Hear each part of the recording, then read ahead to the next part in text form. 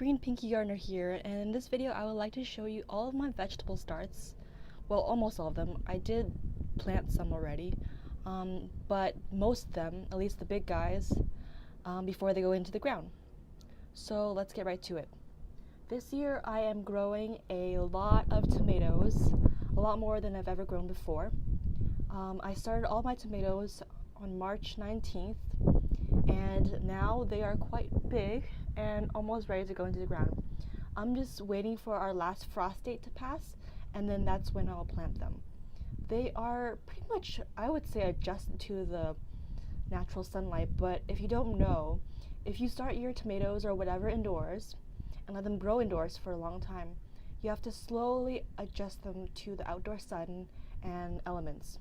Or else if you don't, then they'll just get scorched by the sun, wilt or whatever, and you will not be too happy at all. So this year I'm growing about 10 varieties of tomatoes, and in total I have like over 25 plants. Initially I was going to have just 25 plants, but then I didn't have the heart to cut off some of the seedlings when they emerged, and I just replanted them in another pot. So the varieties I'm growing this year, for beefsteaks at least, are going to be the Brandywine, which I've never tasted before. Super excited about that. As well as Kellogg's Breakfast, and that's a recommendation from Kelly Kim, so I'm intrigued by that too. And pineapple tomato, which is a variety I grew last year, and the taste is pretty good, I guess. Production pretty good as well, but I'm just waiting to see if the Brandywine or even the Kellogg's tastes better than that. What else did I grow for beef sticks? I think, oh yeah, and the it's a hybrid green. It's just called hybrid green. It's not really a beefsteak from what I can see in the picture, but it's still quite a large tomato.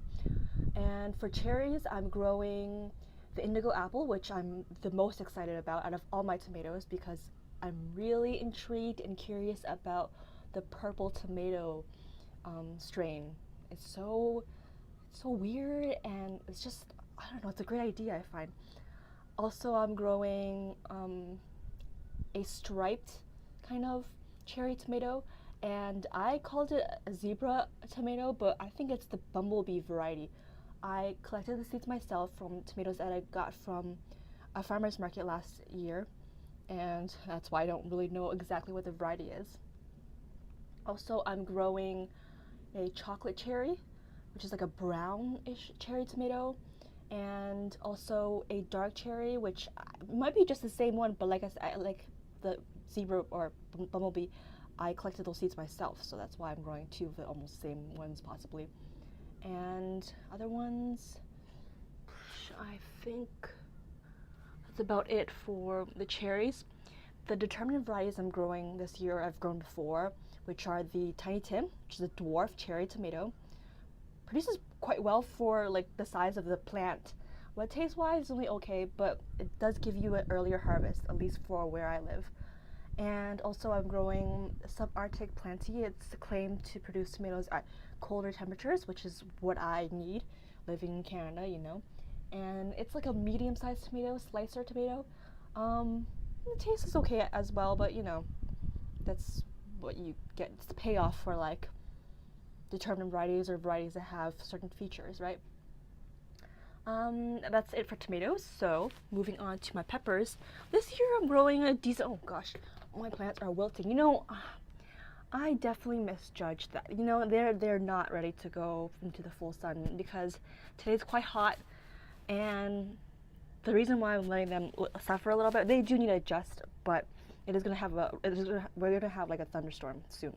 So that's why I'm just letting them kind of sit there. So peppers, I am growing Big Jim, which is a kind of a hot pepper. I grew last year. I'm also growing Coral Bells, which are like an orange bell pepper, sweet bell pepper, and Early California Wonder, which is a classic bell pepper. And what else? Oh, and this ornamental chili pepper plants. It's right there. And it's like a dwarf variety, so it won't get very big, but I think it's edible anyways. All ornamentals are edible, especially if you grow yourself. You don't have to worry about pesticides or whatever they spray on the plants if you were to buy it in the nursery or whatever. So eggplants, I'm growing two varieties this year.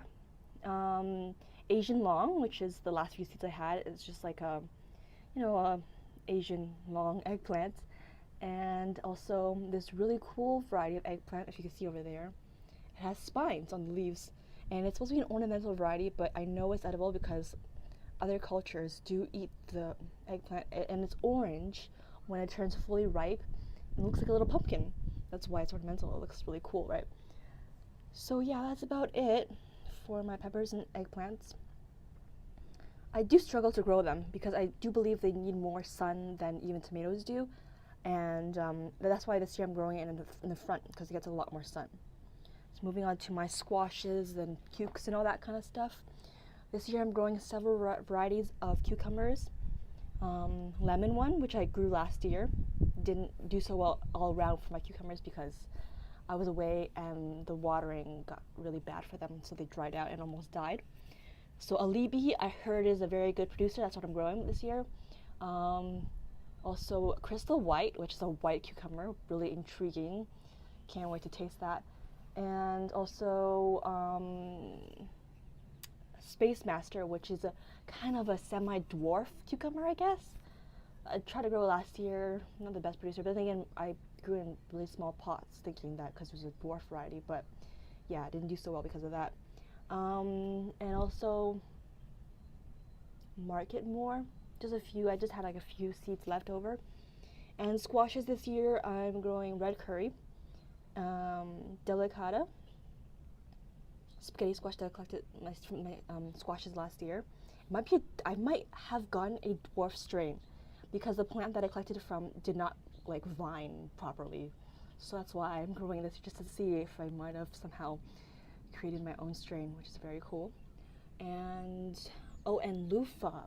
So I'm growing loofah. Actually, in Chinese cooking, we eat loofah when they're young, but I'm also wanting to let them grow big for my own sponges, because if you might know, I make soap, so that'd be really good for my soaps. And I think that's about it. I might have missed a squash or so, or two. That's about it. This empty kind of tray is actually strawberry spinach, and the seeds might not even be good. They haven't germinated yet. Oh well. Oh, and I forgot to mention some oregano that I'm starting from seed, which are very tough to start from seed, by the way. And then my first year growing okra. When I saw how beautiful the flowers were on okra, I just had to grow it. It just looks so pretty. I'm gonna grow in the front and look really nice with all my other plants. And this is red vein sorrel, and it apparently has a lemony flavor and all that kind of stuff. But the looks of it alone just makes you want to grow it. It looks so cool. And then several basils. I'm growing dark opal, which I grew last year, just a regular sweet basil, lemon basil. Not my favorite, but I'm just growing a few. Thai basil, growing 4 or so, and lettuce leaf, which is a new variety I'm growing this year, and I'm super excited about because the leaves are huge. It's very cool. Never seen them before in any grocery store or whatever. And then this is my Malabar spinach. I actually collected the seeds for my plants last year, and it germinates amazingly well. I heard it's hard to germinate Malabar spinach from seed, but it's really not. If you get good seeds, then it's really not at all. And lastly, over here I have salad burnettes. So it's like this really cool leaf. Look at how cool they are. And I already taste it. It tastes amazing. It actually tastes like cucumbers. It tastes like summer. It's really good. Love it. And apparently it's drought tolerant, which is really awesome. And then moving on from over here, these are my kind of semi-cold hardy starts. Growing more garlic chives because in Chinese cooking we use that more than regular chives. So the last couple of pots of my winter savory. Apparently that helps with gas problems. And that's anise. Just a quite lovely herb. The leaves are pretty. And my onion starts, I'm growing red globe and walla walla this year. And my kales and collards and walking stick cabbage. So I'm growing red and white Russian kale. That's the red one. You see the purple veinage, stem, whatever. And that's the white one. Has the same leaves but the purple. And this one either is the walking stick cabbage, which grows a very long, tall, and sturdy stalk, which people actually use to make walking sticks. and my Georgia collards. So that's about it for my vegetable starts for this year. Oh, and that's a mint plant right over there that I started from a grocery store cutting. Pretty awesome. And that's about it. So thanks for watching. Hope you liked the video. Please subscribe and see you next time. Bye.